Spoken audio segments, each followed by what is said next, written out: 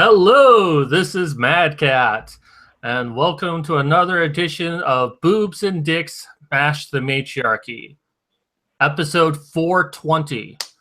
I remember it was like last week we did like episode 29, and it's already at 420.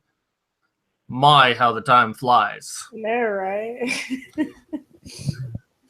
So, in honor of 420, we're doing a special episode where we just do nothing, like pot smokers. Yes, exactly.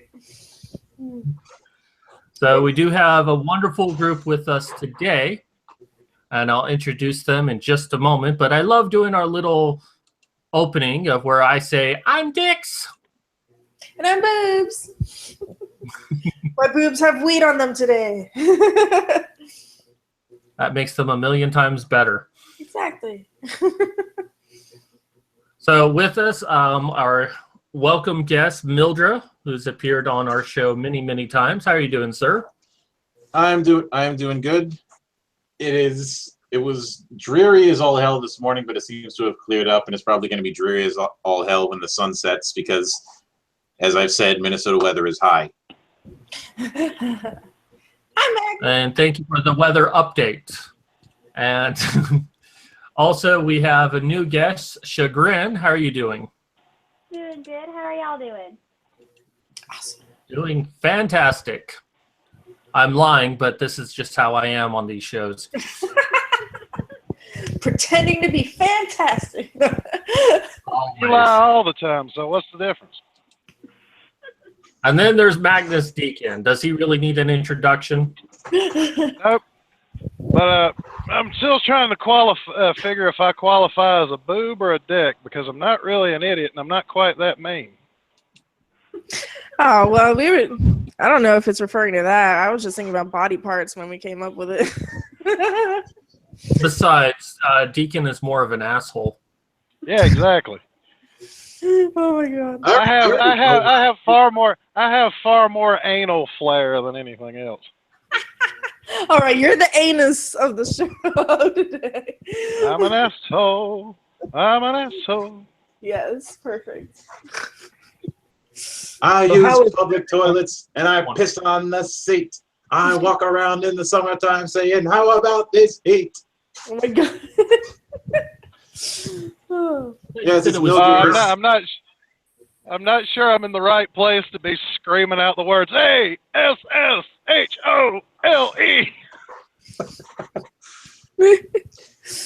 Well, no, trust me. When you're in the Chicago area and you yell that out, everybody will go, yes.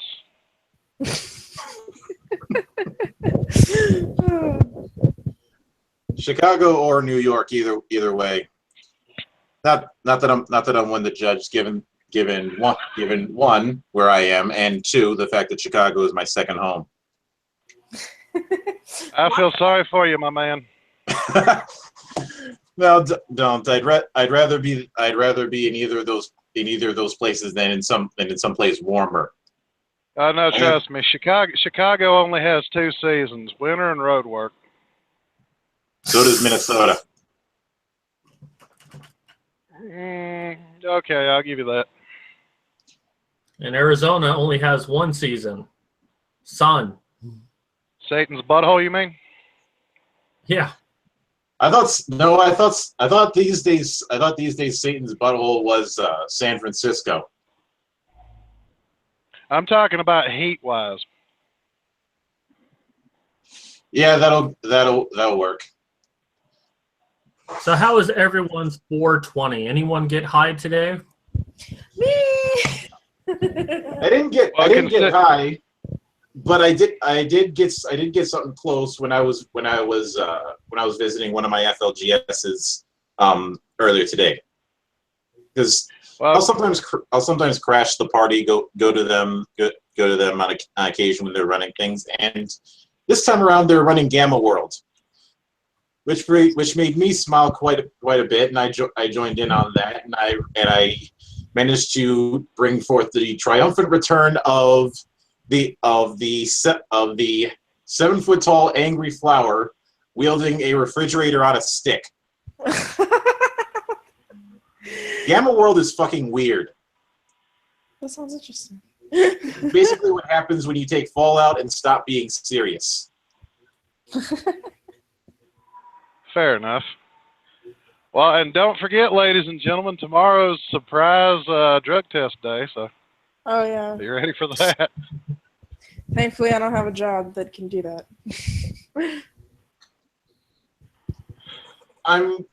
Every time that kind of thing happens, everybody's always giving me a stare because of the one gag that I pulled one year where for that day I made sure to have I Want a New Drug playing on loop for 8 hours straight.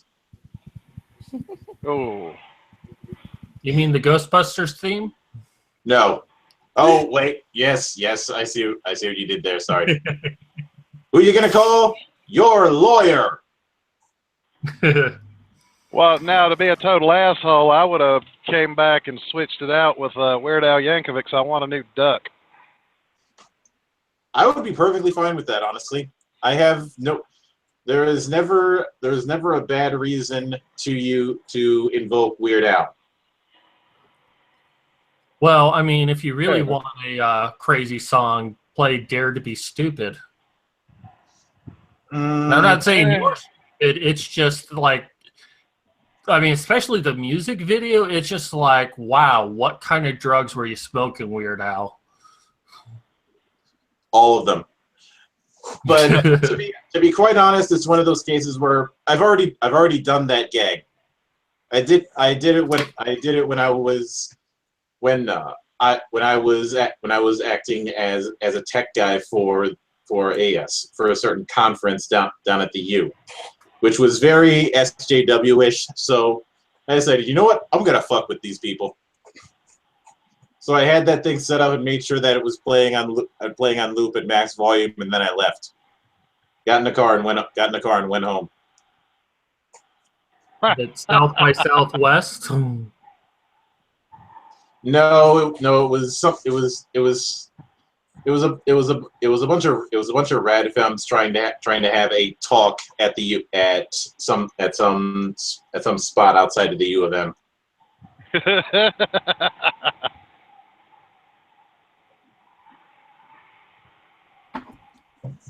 I don't know why feminists need to have a special conference to talk. I mean, all they do is talk endlessly.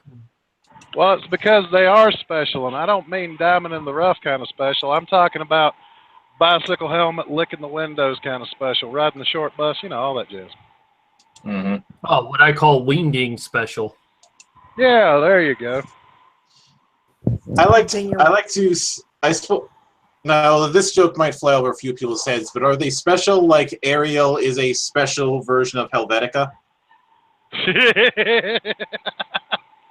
Yeah, pretty much. Hey, give me some credit. When's the last time somebody's broken out a font joke? I just did. Well, that was why I laughed and fucking that was why I laughed in appreciation of your joke, Milder. Because there's some levels of obscure when it comes to that. Yeah, I'm not sure anyone knows fonts other than Arial and Times New Roman. I know a fuck ton. I don't even think they know what the word font means anymore. I do know that many times somebody has said to me, "Oh, there's only like a how hard could it be? There's only like a dozen fonts, or there's," and I just bust out like, no. Well, my favorite part is how all of a sudden, in modern times, people have forgotten how to spell the word lose, and they spell it as loose. I still haven't figured that out yet. The sweet irony: the same people who can't get that right are the people who give me shit because I don't say room properly. Say what? Because no Minnesotan ever says room with the long O. They always shorten it. So it sounds halfway like wrong. Did it in a sentence? Like go. Well, like no, see, what he's saying is they almost pronounce the word room like the word rum. They don't use the long O sound. Mhm. Oh, okay. It said that there's an entire play dedicated to this kind of thing called How to Talk Minnesotan. Well, while I'm going to go ahead and load up an article today. I'm only really going to discuss one today, but it has multiple parts to it. So today we are discussing the gullibility of the Huffington Post, AKA the so-called the so-called Affair 2017 edition. Right. We can't speak at the same time, and no one can hear us. So just so you guys know, the word gullible is not in the dictionary. But somebody did write it on the ceiling, right? So what? But somebody did write it on the ceiling, right? Exactly. all right. So anyways, I'm sure many people know about this, but I think it's just worth discussing again, especially for 420, because Huffington Post must have been high when they allowed this to happen. So, well, that's the reason it's called Huffington Post. They're huffing their own farts through their liberal arts degrees in a back room somewhere. well, that's why today's show is called Huff-Huffpo. Yeah, yeah. You know, I'm kind of disappointed that nobody has used the Huffington Post name to make a big bad wolf joke. That's a good idea. And they'll puff your house down. No, it's I'll huff and I'll puff and I'll post some bullshit. I'm gonna make that a political cartoon. So, going on with this article, basically what happened, and we'll be looking at the individual components of this, is that the Huffington Post and all of their wisdom decided to publish an article that basically said white men should be stripped of the right to vote for the next 30 years. And while the article was more directed at South Africa, it was suggested that this happened worldwide. So let's go ahead and start reading this. The Huffington Post recently published recent publication of a blog post prosing stripping white men of the right to vote sparked widespread anger across social media. The editors initially defended the piece titled, "Could it be time to deny white men the franchise?" They even crowded how much traffic it was getting and mocked readers for complaining before suddenly realizing their decision and deleting the post over the weekend. In the controversial piece, a South African woman named Shelley Garland, a self-described activist and feminist working on ways to smash the patriarchy. Hey, she stole our title. We smashed the matriarchy. I'm going to sue her. Do it. Had suggested it was time.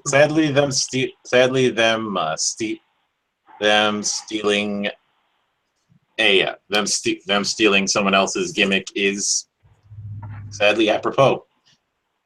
Par for the course. Very much so. Had suggested it was time to wrestle control of the world back from white males. And the first step would be to temporarily restriction of the franchise to them. Garland argued if white men no longer had the vote, the progressive cause would be strengthened. It would not be necessary to deny men indefinitely the denial of the vote to white men for 20 years, less than a generation, would basically I think I can translate this. What it means is to get smart people out of the way so that their bullshit can cause enough damage to destroy the world, they would have to deny us the vote. So there you go. Well, that's racist because you're just saying that the smartest people are white people or white men. Well, no. Well, maybe I am. You know what? Maybe I should go with that. Fuck it. Why not? Because honestly, apparently these people are just born with a hat full of stupid on top of their neck. So she blamed white men for the Brexit outcome in the UK and the election of Donald Trump. You know, and it's not possible in their fucking universe that there were maybe some people of color and women that voted on this stuff too. No, it was just all white dudes. Because why not? That's the scariest thing. Oh, sorry. Go ahead. That's the scariest thing, how they lump identity with ideology, as if that determines how your brain is. So basically, they're in the same camp as race realists. It's a delicious irony, in my not so humble opinion, that in the whole thing of they want to fight bigotry by being bigots. Exactly. Well, it's like Antifas wanting to fight fascism by using fascist tactics. Right. So and then they want to bitch about it when their lead whore gets popped in the cocksucker. Who knew? I mean, you can't really build a moral high ground on other people's bodies. It is built on pillars of the moral high ground is built on pillars of salt and pillars of sand.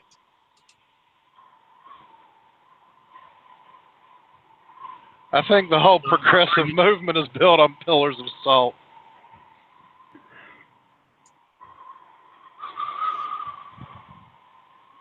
Which I suppose I would be able to completely agree with that if not for one little problem. I'm assuming that they know how to build things. After all, we have seen what social justice looks like when it tries game. We have seen what social justice looks like when it tries game programming. No. You have that all wrong. Their foundation is salt pillars, but they didn't build it. We did. Because they can't do anything for themselves. They capitalize on the efforts of other people. Well, of course. Mm-hmm. So the Huffington Post South African editors were initially pleased with the reception of Garland's article. On Saturday night, Huff-Huffpo SA editor, name that I couldn't pronounce if a gun was put to my head, bragged that the article had received plenty of traffic while making a tongue-in-cheek complaint about his correction inbox. After the piece went viral on social media due to coverage from right-leaning Twitter and Facebook personalities like Milo Yiannopoulos, Huff-Huffpo SA editor, another person I can't mention, wrote an article. I want to take a quick look at this article, which has been archived because it's also been taken down. And this is a funny article to me. This is a very funny article to me because they address the fact that people came in and complained. And then they describe that people don't know how to read. And instead of addressing the concerns that were raised by the email sent to them, they just said, you people are just ignorant and don't know anything. But let's take a look at some of these complaints. Okay, so I see a correction needs to be made on this article. The entire thing is misogynistic and racist. If you could clear that up for me, that would be great. Well, it's not actually misogynistic, though. It's misandrous, but it's not misogynistic. Because it's only against white men. I believe the word they're looking for is misandrist, not misogynist. Right. What kind of dressing can I put on their word salad? I would put some triple thick dick dressing on it. Well, these were people that were against the article that sent it in. So it wasn't HuffPost that made these comments. Congrats, Huffington Post. You're now officially the most racist website online. It was hard work, but just look at you now. P.S. Race is a social construct.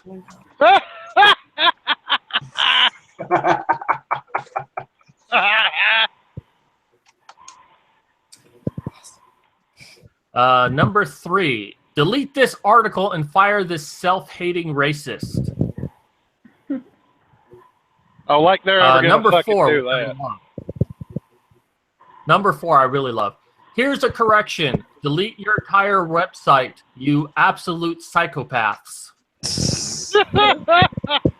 Hey, that is degrading the psychopaths, and I demand that commenter apologize for lowering psychopaths everywhere to the level of Huffington Post. Well, you know, Number hey, 5. whales are tired of being compared to Amy Schumer, so. Yeah. Oh, yeah. Poor whales. Number 5. Let's do an experiment. 1. Copy this article to MS Word. 2. Hit Control-R and replace white men with any other group. That's actually Control-H, but I won't nitpick here. Replace white men with any other group, gender, or ethnic background. Number 3. Read the article again. Are you offended? If you are, why are you printing this garbage? Yeah, fair point. Number 6. This article is racist towards white men. How can you allow this trash on your site? I've lost respect for HuffPost. Sorry, you are now categorized, I guess means now. You are now categorized as junk along with the rest of the social justice warrior trash that seem to persist on the internet. I actually have to nitpick one point there. The fact that this guy or whoever it is lost respect for Huffington Post means the sadder fact of the matter is that this person actually had respect for HuffPo to begin with. That's what I was about to say. Hey! Everybody has their moments of being young and naive. Fair enough. Once upon a time, I liked the Young Turks, so. What'd you say? I said I just don't know how it took them this long to figure it out. Yeah, you know, once upon a time, I loved watching the Young Turks, and then I grew up. Yeah. I watched Onision, so. Yeah, but you were in high school, so that's okay.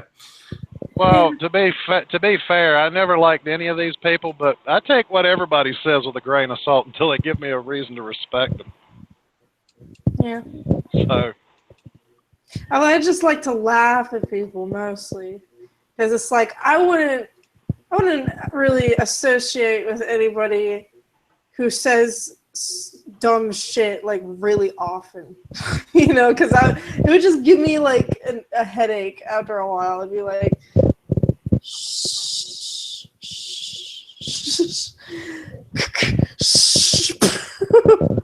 just shut your fucking face. But I mean, yeah, I try not to judge people, but sometimes it's good to weed out. It's really hard not to sometimes. Yeah. Did you say weed out? Weed out. Number 7. I think your editor meant to place this in the satire section of your local equivalent or your local equivalent. Otherwise, and I say this as a person sympathetic to progressive political causes, I suggest that they take a long, hard look in the mirror and ask themselves, what is the fuck wrong with you? Yeah. What's that? Number 8. White monopoly? Tell it to the ancient Egyptians, ancient Chinese. Get over yourself. You want more black folk? Work harder. Come up with your own economic system, shut the mouth crap, and build a better fucking mousetrap. That sounds about right to me. I don't know about the... Well, this one I think immediately of you, Magnus. Number 9. Suck my balls. The world owes you nothing. Somebody stole my comment. So Huffington Post continues on with this article, and that's not the worst of it. We excluded the overtly racist, sexist, and violent comments that are quickly gathering in our inboxes. Oh my God. Garland's underlying analysis about the uneven distribution of wealth and power in the world is pretty standard for feminist theory. I love how they said that this is standard for feminist theory, to want to deny white men the same basic rights as all other humans. It has been espoused in many different ways by feminist writers and theorists for decades now. In that sense, there was nothing in the article that should have shocked or surprised anybody, or so we thought. Yeah, did you just assume only feminists read your articles? Because they don't. Feminists can read? Since when? You took my joke!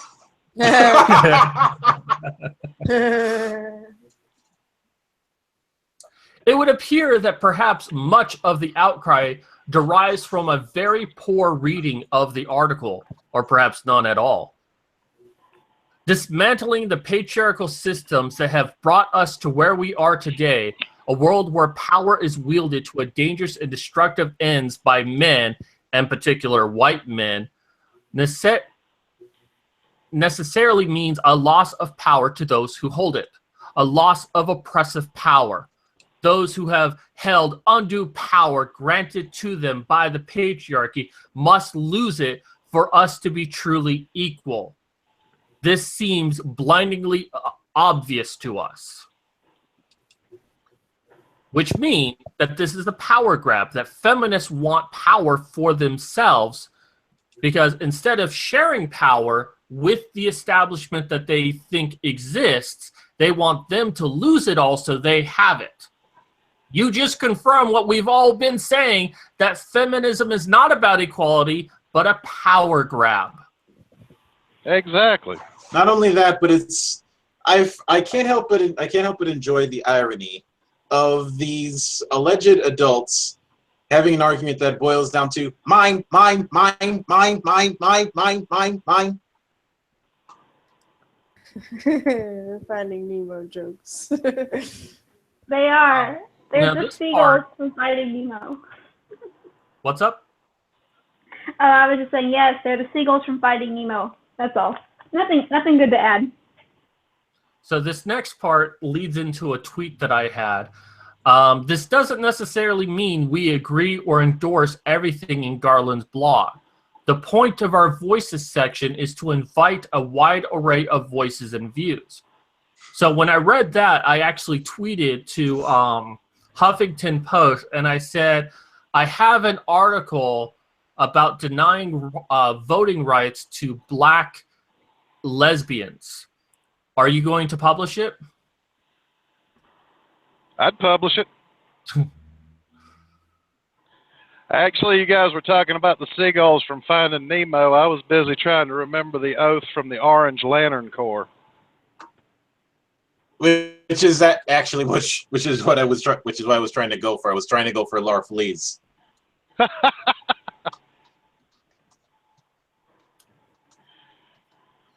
Oh, these people! I swear to fucking Christmas, are they ever going to learn, or is this just going to be an endless cycle of watching somebody fall on their face and never learn a thing? Oh, it gets worse. It gets much worse to this. This was only like the cream of the crop.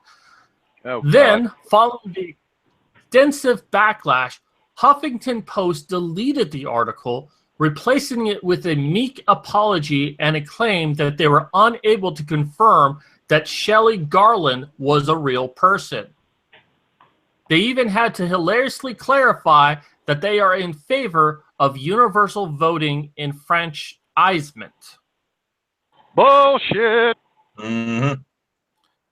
So they couldn't confirm that she was a real person, but didn't bother doing that before they published the article.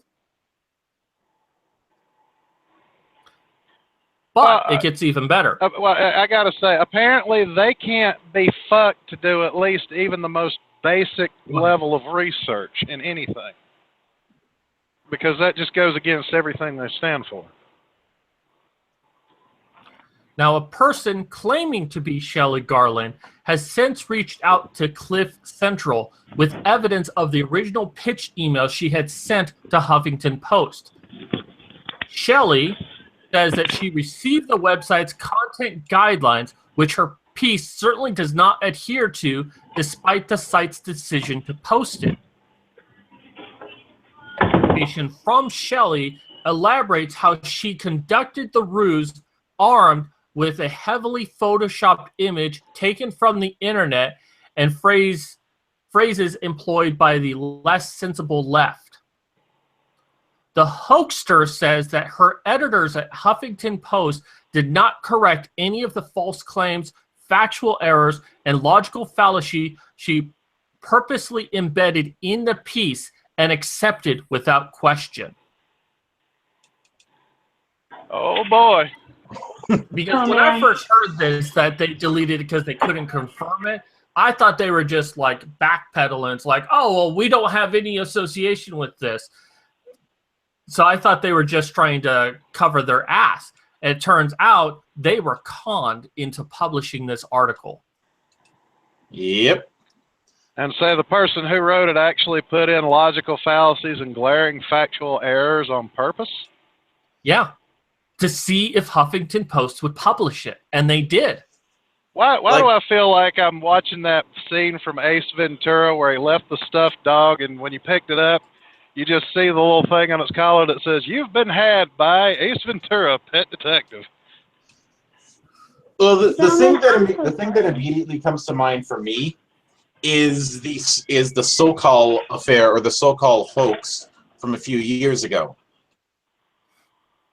If you don't remember, do tell. All right. Now, just so now give me a moment to look up the specifics.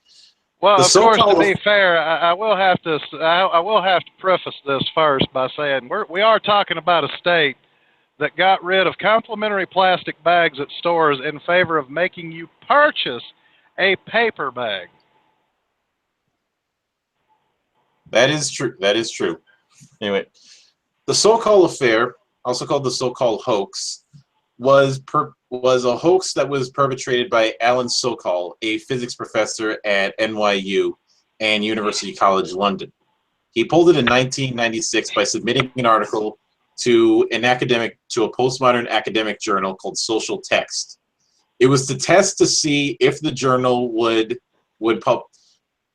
It was to test the journal's intellectual rigor and specifically, quote, to investigate whether a leading North American journal of cultural studies, whose editorial collective includes such luminaries as Frederick Jameson and Andrew Ross, would publish an article liberally salted with nonsense if A, it sounded good, and B, it flattered the editor's ideological preconceptions. Oh, so this happened in New York. I thought you were saying SoCal like Southern California. SoCal, you know. Okay, so Alan's well, we're New York. You're talking about a state where the taxes fucking high. A pack of cigarettes is $12 goddamn. Well, and you mentioned so-called affair, which this also mentions here, and this was a quote from the supposed Shelley from the article. A further indictment of the Huff-Huffpo is the fact that its editor then took it upon herself to defend the total garbage that I had written. Although Miss Philly claims that her website does not necessarily agree with what I said, it is unlikely that she would have published a piece with the same sentiments but aimed at a different race group written by someone ostensibly from the other side of the political spectrum. It is highly doubtful that she would have published a piece saying perhaps apartheid wasn't that bad or defending Donald Trump's ban on people of certain nationalities entering the United States, and rightly so. pieces defending apartheid or the Muslim ban would be a hurtful claptrap. What we have seen is that the South African equivalent of the so-called affair, where something will be published even if it's liberally salted with nonsense, if A, it sounded good, and B, it flattered the editor's ideological preconceptions. My article does not meet criteria A, but it certainly meets criteria B. I'd actually say the original article does meet criteria A. But for the record, the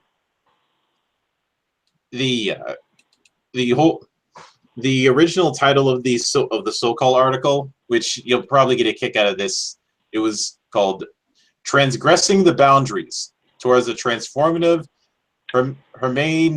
Hermeneutics of Quantum Gravity." Gesundheit.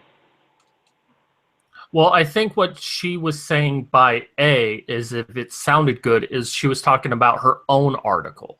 Mm-hmm.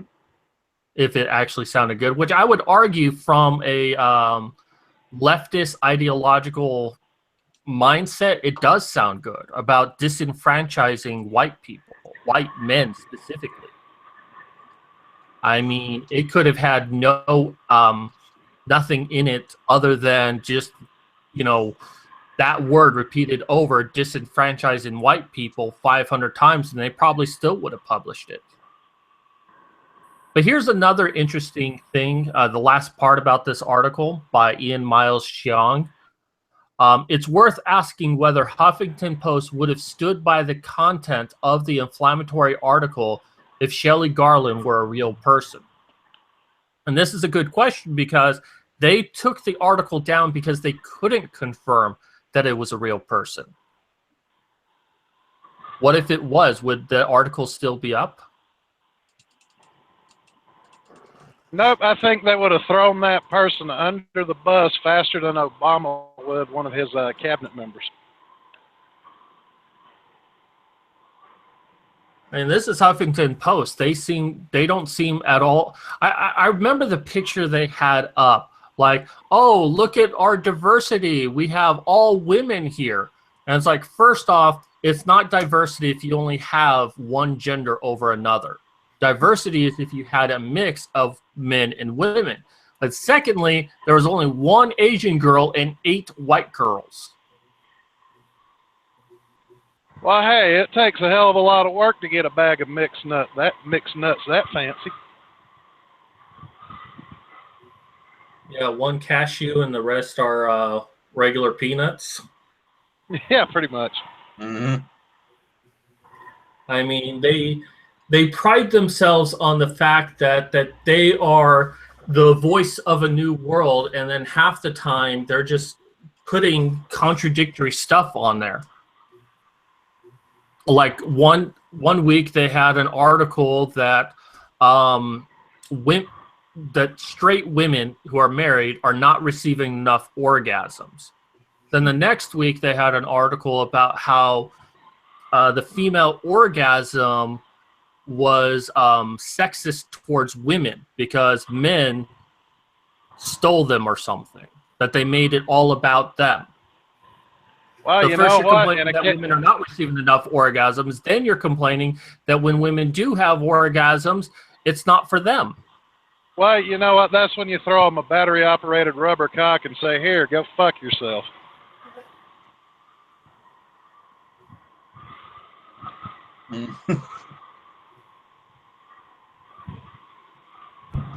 Why can't they just go their own way? I would only agree with that if the way that they go is off a cliff. Because they are greedy whores and they want power. That's all it is at the end. Mm-hmm. They'll just publish anything that upsets the culture they think they're fighting against.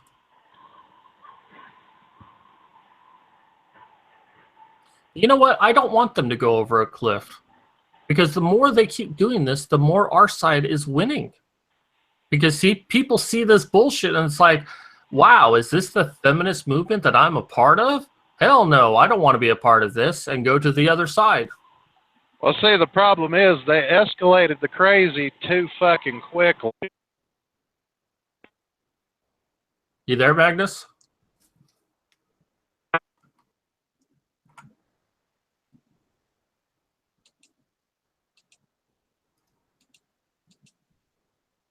I think we lost him.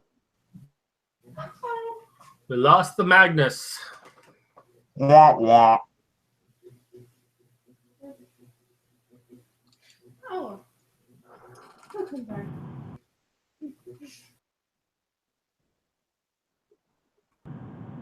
I think I get what he was saying, though, is that it wasn't like the frog. Oh, there he is. Okay, What's I up? missed whatever that was. Mm-hmm. I swear to fucking Christmas, Illinois is like the most technologically backward shithole you can ever go to. My signal here always sucks. Yeesh.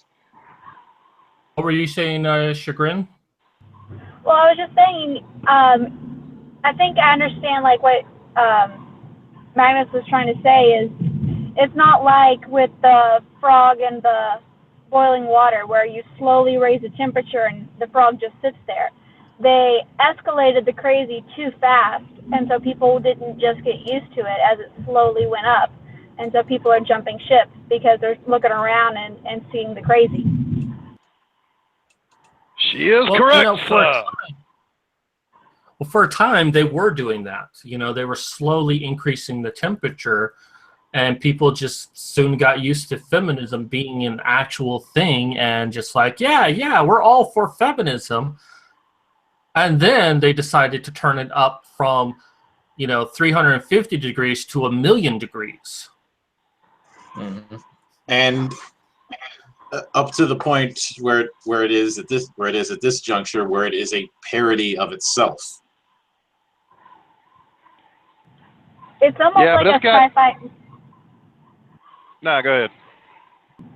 Saying it's almost like a sci-fi plot if you think about it. And feminism is like vitamins.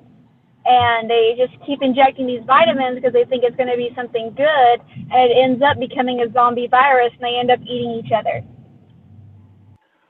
Well, and it's been proven several times that it's gotten to the point where even if somebody does do a Poe video or a Poe article, that it's taken as the real thing. They've gotten so ridiculous you can't even Poe these motherfuckers.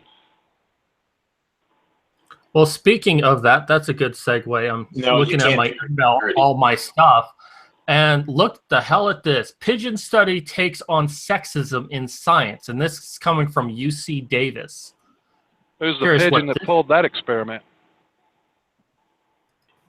That's the city I was born in, and the college my mom went to. Which one? UC Davis.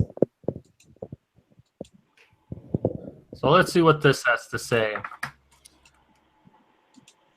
In experimental research, scientists tend to assume that unless you're looking specifically at reproduction or sexual behavior, male and female animals are alike and mostly use males. No, that's bullshit. I don't know where the fuck you're getting that from, but no one ever assumes that males and females are exactly the same, even in the animal kingdom. I think every actual scientist is looking at that and just screaming. So we already know that they're high, which is very fitting for our episode 420. Yeah. But a new study by researchers at UC Davis and the University of New Hampshire, published April 18th in Scientific Reports, shows surprisingly big difference in tissue and gene expression between male and female rock doves. The work is a part of an attempt to make science more gender inclusive and aware of the psychological and other differences between the sexes. Whoa, wait a minute here. Feminism has been saying that gender is a social construct. This research flies in the face of that. Oh my.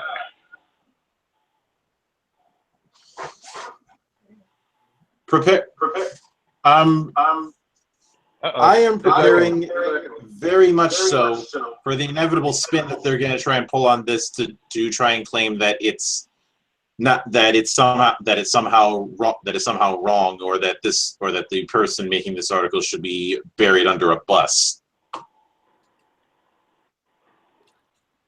So, as the assistant professor of neurobiology, physiology, and behavior at UC Davis, Rebecca Calisi, there's a problem of sex and gender inclusion at all levels of science, from faculty to the animals we use. We're trying to ameliorate that, at least in reproductive biology. Okay. Are you complaining that they only use boy animals for scientific study? I mean, have you ever considered maybe that's the best they can get, or they leave females behind so they can reproduce more, so they can get more animals? I'm sure there's a logical reason why they use male animals for scientific studies more than female animals. There is quite yeah, possibly. If you're going to torture animals, be like inclusive. Of course, if they ended up using more female animals, that they'd be up in a tizzy over that. Yeah. So it looks like the majority of this article is just trying to say that there are actual differences between males and females of any species, but specifically with pigeons. To which every scientist is pretty much going, yeah, no shit. It's called gender dimorphism. Yeah. And that they're like, and the reason they're doing this is to say, hey, there should be more women in STEM. Even though women choose not to be in STEM. Because they're just not. Wasn't there a cartoon about that? Wasn't there like a 3-panel cartoon about that? About how there are more women saying we need more women in STEM than actual women trying to get into STEM. Yeah, there was a comic I saw that was similar to that, where there were 2 booths, one for women's study and one for STEM. And all of the girls walked past the STEM booth, went to the gender studies booth, then went back to the STEM booth with signs there should be more women in STEM. And meanwhile, the guys at the STEM booth just face-palmed. Yep. I have to admit, that is one of my favorite cartoons. Mm-hmm. Because it is very apropos to this sort of thing, where if they spent the amount of energy about how much they want things to change and actually try and change, then maybe they'd actually accomplish something. But of course, that involves work. That involves the risk of getting your shit kicked in. And worse for them, the possibility of being wrong. Well, now we can't have that, can we? Like I said before on Twitter, they place higher value in being right than making sense.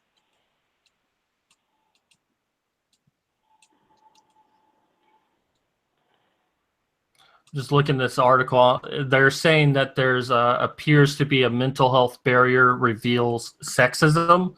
And I'm trying to find the part where they say that women are being affected by this somehow, that they're worse off, even though that's bullshit. Meteor destroys planet. Women most affected.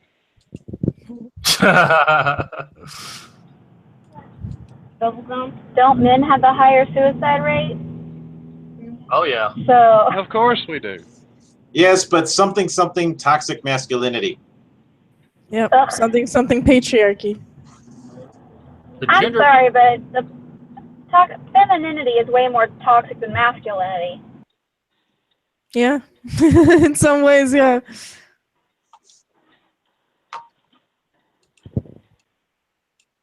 Oh, it actually talks that men are 4 times more likely to take their own lives. and that from 2000 to 2011, the rate of suicide among adult Americans increased from 10.4 to 12.3 per 100,000 people. Yeah, but you know what the usual excuse is? Well, women attempt suicide more. Actually, this looks like it's actually talking about the seriousness of men not being represented in mental health. It says that men are less likely to be diagnosed with depression, in part because they are less likely to self-report symptoms, but also because, as Bloomberg points out, men affected by depression may not demonstrate symptoms stereotypically associated with the condition. In either case, they are less likely to seek and receive help. I think a bigger issue is that there is this, and this isn't gender focused. This is a general issue with how people look at mental illness. Is that they like, if somebody has depression, the response is, oh, you just need to quit feeling sorry for yourself. If somebody, as somebody who has a mental issue myself, but because of the fact that I'm very high functioning, I've been accused many times over the course of my life that I'm faking it. And this is made all the worse when you've got people in social justice circles who repeatedly self-diagnose just for attention. Yeah. And especially like self-diagnosing Asperger's or some form of autism. Well, it's like the woman who claims she got PTSD from a Twitter post. Mm-hmm. But that's happened to me From a Twitter post? with my condition. I have post-concussion syndrome, and most doctors just kept putting me on antidepressants. Partially because they didn't want to actually do any work, but also because they didn't really believe there was anything wrong with me. Because, hey, MRI comes back fine, EEG comes back fine, so I must be faking it. So I know exactly what you're going through on that one. Mm-hmm. Also, Yeah, you couldn't possibly be actually sick, even though you're telling them, hey, I think there's something severely wrong here. And I mean, even if you reach out to family, like I have 2 older brothers and a dad that didn't take crap from anybody. And so even when I had anything like wrong, or if something was going on with bullying, I got punched in the arm and told, toughen up, buttercup. Life's tough. Get over it. And so I can only imagine how. Oh, sorry. Which that has its place to a certain extent, but eventually there are some things that no amount of toughness is really gonna solve. Right. Yeah, even the toughest people have their breaking point eventually. Mm-hmm. Yeah. Well, I mean, they were telling me that as a skinny little girl. I can't imagine how tough they'd be on an actual man. A lot worse. Yeah, exactly. I mean, these are still like the big old dudes that are going to knock down anybody who comes after me. I mean, at least I had them. Well, a study that has been conducted, like I think they put some sort of recording device on children and then had them, be with their parents, that mothers were more likely to hit a male child than a female child. And that's mothers. Mm-hmm. And while female children do get hit, not nearly as often as male children do. Men are expected to be big and tough, even when they're not. I mean, I was a skinny little child, and I was still treated like I was the Incredible Hulk, that you could hit me and nothing would happen. And I was very much abused by my stepfather, who had that mentality that men are tough, so, I can do anything I want to you and it shouldn't bother you. And when it came to giving me spankings, which I'm against spankings, I can understand why some people are for them, but I'm completely against them. He I mean, there's spanking, and then there's what he did. And he swung as hard as he could, and he usually did spankings in multiples of 20. So if you do one bad thing, that's 20 spankings. You do two bad things, well, that's 40 spankings. Oh, my goodness. He just really loved adding it on. So he would just sit there hitting me. And then, of course, I'm going to cry. I just got hurt. Yeah. And then, like, I'm going to keep hitting you until you stop crying. So I had to force myself to not cry when I dealt with that level of pain.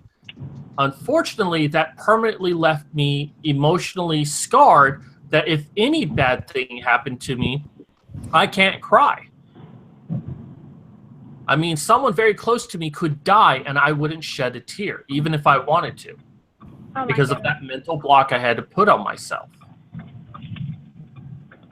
When was the last time you cried? I don't know. It's been that long. I think I might have been like 14 the last time I cried. Not really sure though. Yeah. That's crazy.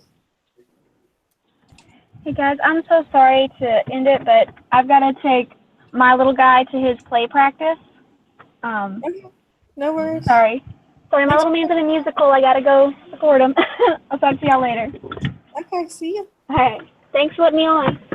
Yeah, thanks for coming. Nice to meet you. Nice to meet all y'all. Nice to meet you. Have a good one. Thanks. Bye.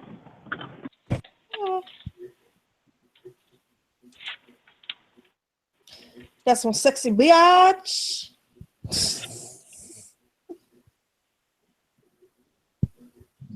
Okay, so here's an interesting article. Sexism in the kitchen. A female chef is complaining that someone referred to her as the hot chef.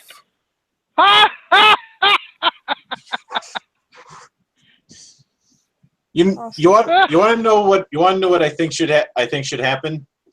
You take this person who complained about that whole hot chef thing, put him in a kitchen with Gordon Ramsay for 10 minutes and see how long it takes before she cracks. Oh God, yeah.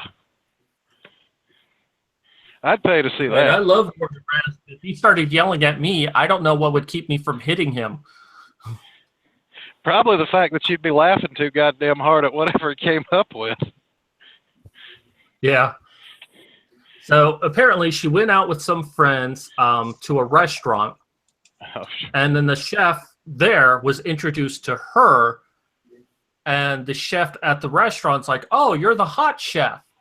So the next day she posted a selfie on Instagram with the caption, I guess technically I am hot since I'm working over a hot stove, sweating and busting my tushy every day.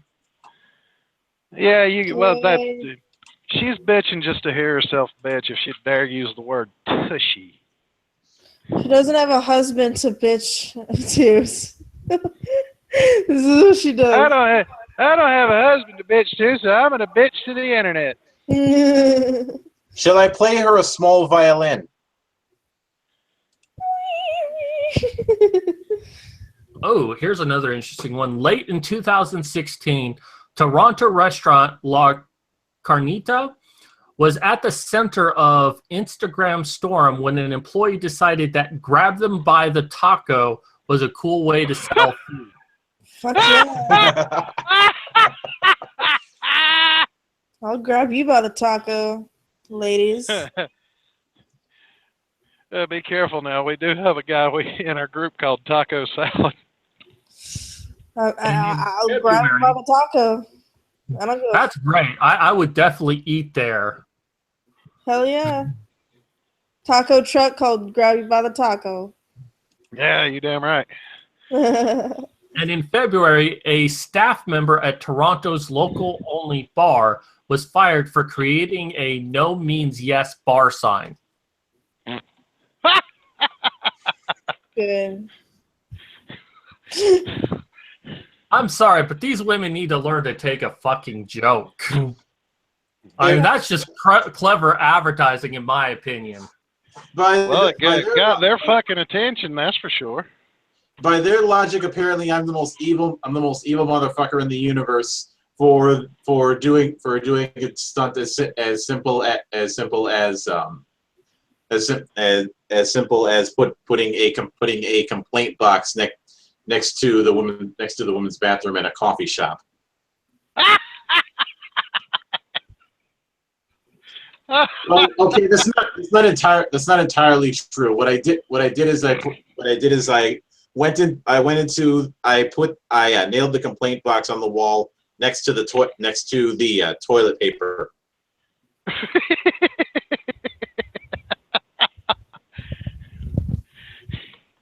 You're just going for the gold, aren't you? Have you ever? Well, in order to win, you just have to have the will. You just have to have the will to do what everyone else won't. Well, yeah, exactly. So whenever it comes to gags or troll moments, I do not do internet trolling. I do IRL trolling, and I am a goddamn artist.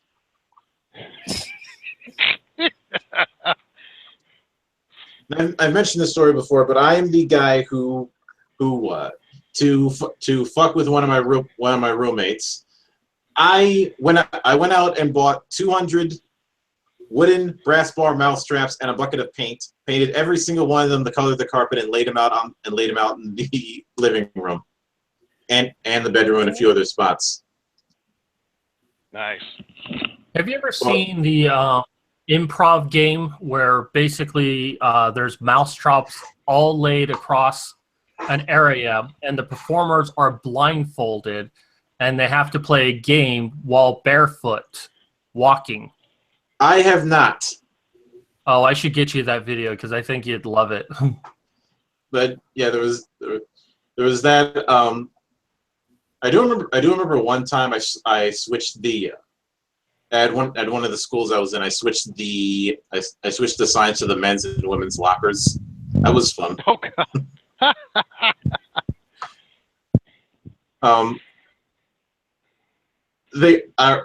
There was another time when the whole "we demand a safe space" thing was starting to really take off. So I said, they want a safe space. I'll give them one. So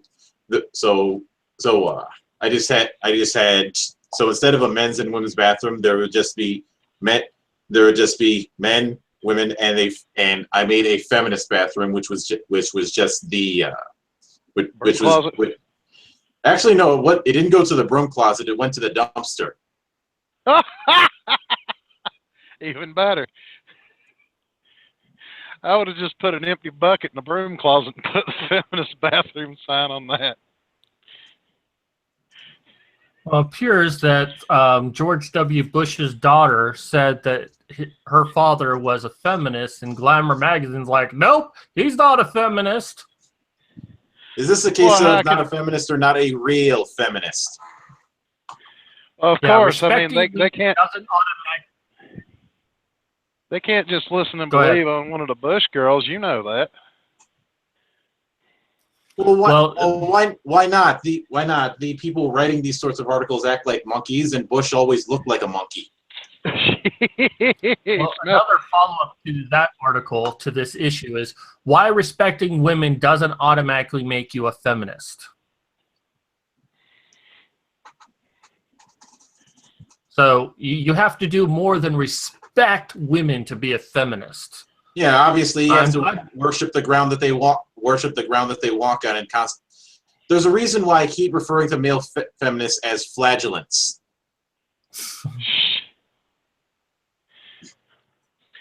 Because that's what I see. I may as well just hand them a monk flail and just say, here, if you're gonna go with that allegory, you may as well go whole hog with it. Well, and that would have been far more entertaining if you'd actually said flatulence instead of flagellants. Well, yeah, but that wouldn't really fit. And plus, I'm trying to be highbrow here and reference those people who are whipping themselves during the Dark Ages. Why would I use toilet humor? I have more class than that. Well, I thought you did say. But see, that. And another one follow-up to that, why being a supportive dad doesn't automatically make you a feminist. Oh, for fuck's sakes. The question that I have to keep asking, the question I have to keep asking when it comes to these things that about what doesn't make you a feminist is, what does? Absolutely nothing. Christina Hoff Summers wants to make feminism great again. Good luck. I would argue, was it ever great? Well, keep in mind that these are the same people who accused her of being a conservative when she's a Democrat, which I won't hold against her. Well, by today's standards, she is a she is a Republican. She is a conservative because they have. Well, the problem is they've made it to the point where anybody to the right of, let's say, Joseph Stalin is a conservative. So pretty much, and whenever they try and the other thing that's worse is that and this is the thing that's always annoyed me, is that they try and make the claim of, oh, we want to have a discussion, we want to start a conversation, and yet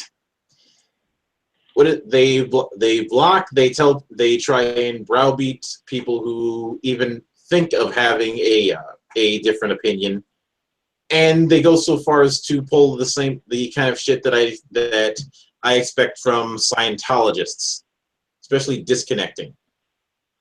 Okay.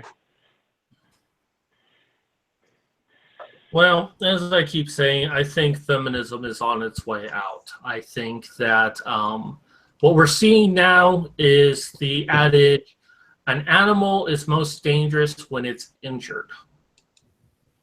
And cornered.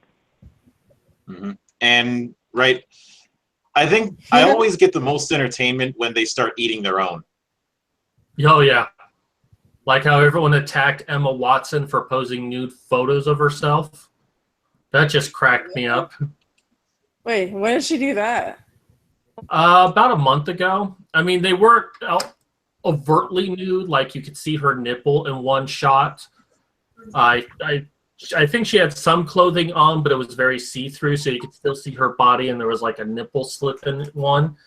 But then feminists were getting angry. It's like, well, this isn't what feminism is. We don't show our bodies off. Yeah, right. I think a slut walk is. Which is sort of ironic, because it wasn't that part of the gig at one point. So someone says in chat, it was Phoenix, who says when it got women to vote, and actually that's a misinformation right there. Technically, feminism did get women to vote, but many states did give women the vote prior to that. All feminism did is excel the process by being domestic terrorists. So women getting the right to vote was inevitable. They probably pushed it to happen 10 years sooner than it would have happened normally. Because the priority is short term immediate. I need to satisfy my own egos. And what many people don't realize, that in the UK, men and women got the vote the same time, which was after World War I. In the United States, men didn't get the complete right to vote in all 50 states until the 1860s to 1870s. And then women got the right to vote in 1912. So there was only that little gap of time between when men were able to vote, black men were able to vote, and then women were able to vote. Mm-hmm. And yet no one brings up the fact that it wasn't until the 1960s where Native Americans were able to vote without renouncing their own nation. No one ever brings that one up. It's always about, well, women didn't have the right to vote. Because bringing up a mantra requires less thought and, more importantly, less work. There we go. That's more like it. There we go. You actually sound like you're not coming through a filter. Well, that's because I got off the phone and got on the laptop. So. Oh, there you go. You sound that's a nice computer then, because it's really coming through clear. Well, it's brand new. I just bought it like 2 days ago. I know, and that's why I'm complimenting you. I'm letting you know that it's really coming through clearly. Well, it can actually play my Steam games properly now, so it was worth every penny. That was exactly why I bought it too. People donate to my Patreon so I can play Steam games again. Speaking of Steam games, I am enjoying the hell out of playing Bayonetta again after all these years. I am enjoying it for two reasons. One, it means I can free up some space on my PS3 because of a fuck up at that point. If you didn't install it, the game had some long ass load times. It actually has some better graphic fidelity, and I really hope 2 gets a similar treatment down the line. Probably won't, but let a guy dream. Yeah, I'm looking forward to actually getting the play part too. I want to get Bayonetta, but I'm sure my computer can't handle it. Donate to my Patreon. But there are 2 reasons why I would play Bayonetta. One, because it's a hot chick that was designed by a chick, and 2, it pisses off feminists. Yeah, that is what. And you want to know how much of a complete asshole I am to feminists. Do tell, I gotta hear this. When the whole thing started really making the rounds, there was a certain movie that I was part of an anime fan group that was starting to get infiltrated, and I decided, you know what, I could just walk away and make my own group, because I had a lot of people who were loyal to my side of things anyways. I said, you know what, I'm gonna have some fun, and we're gonna play hardball. So it was a case of pick the movie. It was my turn to pick. I picked the Bayonetta anime movie, Bloody Fate. Oh, you asshole! Every single one of them. To make things even worse, and this probably goes into the level of torture, I made sure to have the doors locked. Like, you want to play games with me? We'll play some games. But let me guess. You had the little dummy on the tricycle roll out. Would you like to play a game? No, I don't need to go that far. It's just people like that very much underestimate that I am able to get very, very creative when it comes to messing with people's heads. So Stan Old in the chat has said that he's never heard of Bayonetta, but still grinding on WOTs. Oh, Bayonetta's a fun game. If you like attacks that are all based around shit like BDSM, you'd enjoy it. Well, the thing that I always found amusing, because my first introduction to it was actually the demo that I played at Comic-Con in, I want to say 2008. And amusingly, that demo was called Foreplay. When they later released that demo to the PlayStation Store, they gave it the much less funny name First Climax. Uh-huh. But for the thing that I especially found amusing recently is people are trying to say that by putting Bayonetta on Steam, it's going to attract MRAs, and trying to once again having a bunch of idiots missing the point of when trying to claim that PC master race is somehow implying that PC gamers are Nazis. Oh God. I've said it before and I will say it again. Cults have no sense of humor. Of course.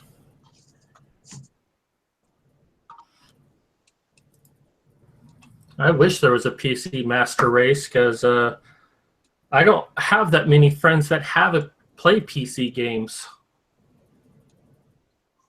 Oh, why not? I just don't know anyone. I mean, I get all of these games like for multiplayer, and then it's like I don't know anyone who plays these games that'll do multiplayer with me. And I was like, motherfuckers, where the hell are all the games that are apparently out there? I feel so isolated and alone. Well, don't feel bad. I'm in a truck. I always feel isolated and alone. Yeah, but I believe that was court ordered, right? No. California Statute 105, the Ugly Clause. I do not live in California. How dare you suggest such an evil thing?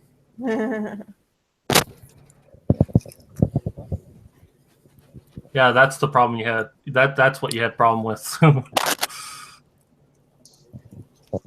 Yeah, but there was, when it comes to that ideological purity thing, there was one thing that was, and I think I mentioned this on Tuesday, but there was one thing that was brought to my attention, and I do have to thank Tanner Margalt over on Facebook for bringing this up.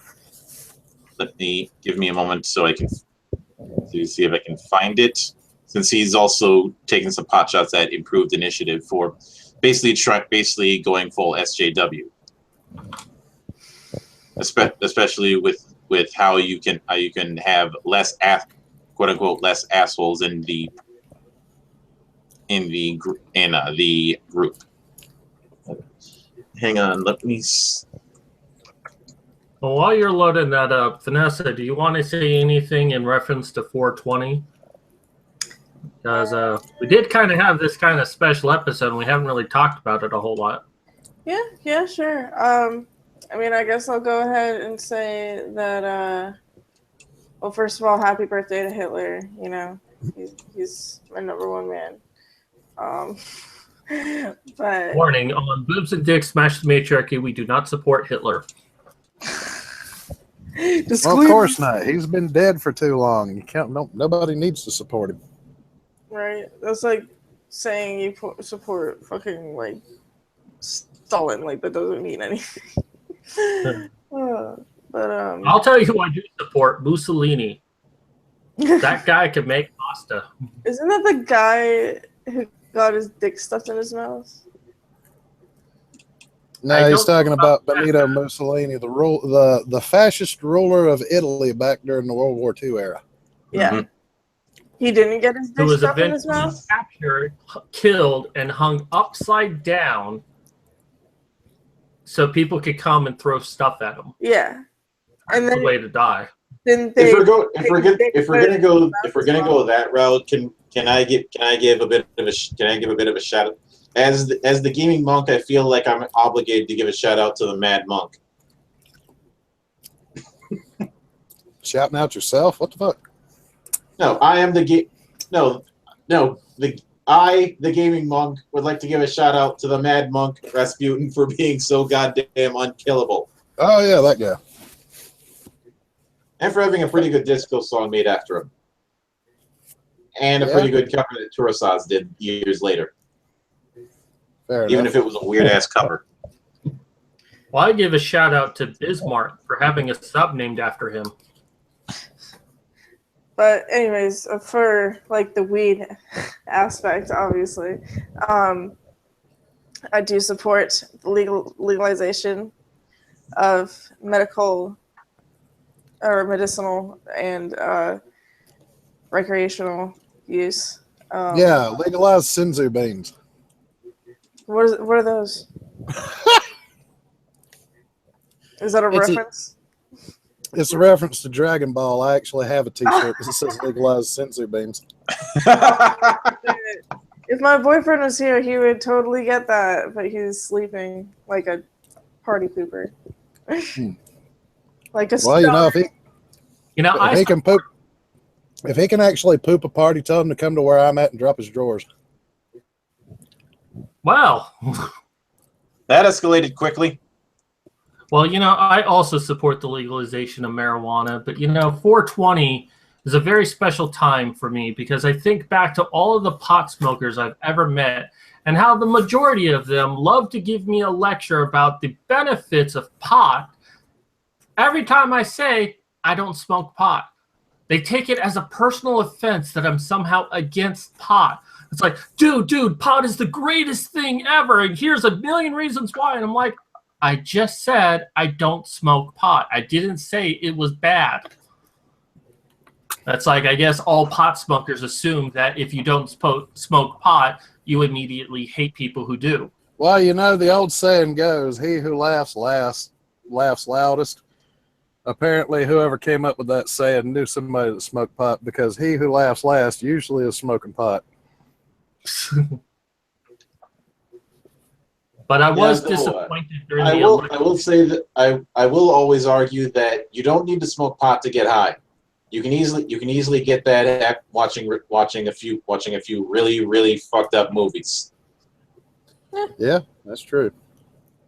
And I'm speaking from experience because on multiple occasions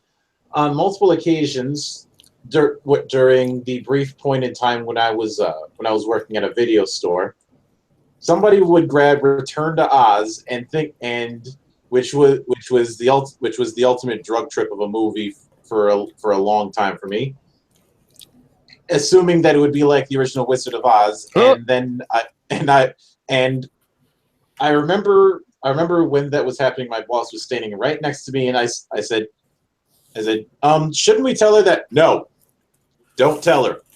No, people usually don't know that particular trip to Oz starts with, I believe, Dorothy in the sanatorium undergoing shock treatment. If I remember correctly.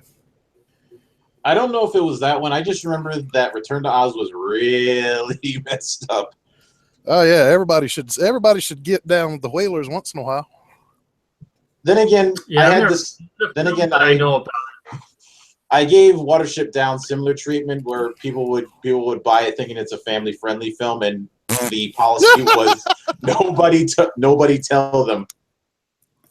Let them figure it out on their own. Well, kids, close your eyes. That was usually the funniest part of going to the video store, is actually picking up a movie and going, okay, shall we play Russian roulette with this one? Well, it looks safe enough. Let's go home and see how fucked up it is. Multiple times I'd have somebody come up and ask me, "Is this film family friendly?" I look at it, no, and I go, "Oh yes, perfectly family friendly, no problems at all." Okay, well, actually, even better, have everybody in the store go, I don't know. I need to stop you there because we now have to come to a close of our stuff, and I didn't even get to say half the crap I wanted to, but oh well, that's the nature of this show. Mm-hmm. I need weed. I'm becoming passive aggressive again. Vanessa, give me some weed. I don't know what to do. I'll send it to you via Skype. Yeah. Send it by mail, but that would be a federal crime. Yeah. All right, so I thank everyone who's come on today. I know this was kind of more of an impromptu, full-around show because 420. What else are you going to do? But still, gotta love Huffington Post and their just sheer idiocracy. It's just becoming a joke now. That's what makes it so much fun. Truth is the greatest comedy. Indeed so. But I do thank you, Magnus, for coming on to our show. You're always welcome. And for Mildra, not sure how you got on. Invite. I sent it to him. Why? Why did... I'm just kidding. I love him being on here. Any final things either of you want to say? Anything to shill or whatnot? I'll say next time, give me some warning and I'll put some pants on instead. Okay. Definitely do that, because if there's one thing in this world that I don't want to see is you pantless. Don't judge. And what about you, Mildred? I will say that next Wednesday, since I just finished the long campaign I've been doing with my buddies over at RVT, where we were for the last few months we had been running Numenera. Since that's finished, we're just like we did during the end of our last campaign. We're going to be doing a Q&A for a bit, and then we're going to be doing a Let's Watch / riff of the true D&D movie, The Gamers, Darkness Rising. You're going to do a Q&A of your campaign. I can only imagine the questions. What kind of dice did you use? What's D&D? Have any of you been laid? Believe me, there are moments where I wish I could project my fist through a computer. Are you going to hurt me now? No, not you. You're not on the list. Oh, thank God. And what about you, Vanessa? Anything to shill for us? Well, you can always follow me on Twitter at Vanessa with Cheese. All my links are down in the description. But I was gonna share this one thing with you guys. I'm gonna first put the link to my wish list in the chat, and I'm gonna share a little thing on Twitter with you if you haven't seen it yet. It's a picture of me in this fucking cat outfit that someone bought me from Amazon. And yeah, you can buy shit like that for me, and I'll wear it on stream. I'm probably gonna wear this one on stream like next week, probably. So yeah. Oh yeah, I saw that. I'm seeing it now. Wow. Thank you to all of our fans for buying her clothing. Yeah. If you could donate some money so I can get a computer and health insurance for my disability, I greatly appreciate it, because I mean, my computer around when Bush was in office. Let me put it that way. The second Bush, not the first Bush. If it was the first Bush, I would just chuck it out the window. But it's old. I need a new one. I want to play some fucking Steam games. I can't even play XCOM 2 on my computer. I really love that game. And I want Bayonetta. Get me money so I can play Bayonetta. It's only $20 bucks. Come on. I don't have $20. I'm on food stamps right now. That's how poor I am. Are you serious? I spent almost $200 on that fucking game already. No, I don't have any money right now. I bought everybody a copy of that game. Well, not everyone. I don't have a copy. Well, you don't have me added on Steam, do you, goofball? Yeah, I actually do. Oh, you do? Or at least I added you on Steam back when you were trying to get Igor's Steam account. Okay, yeah, well, that's right. I found you and added you, so don't give me that bullshit. You're on my Steam account, bitch. Oh, you don't have to buy me a copy of the game. I'm just messing around. But thank you, everyone, for coming in the chat. We'll be doing our normal shows next week. We are going to start doing this show at 6 p.m. at a later time. A number of people have mentioned that they can't make it out to our shows normally because they're so early in the day. Do them later at night. So we do have.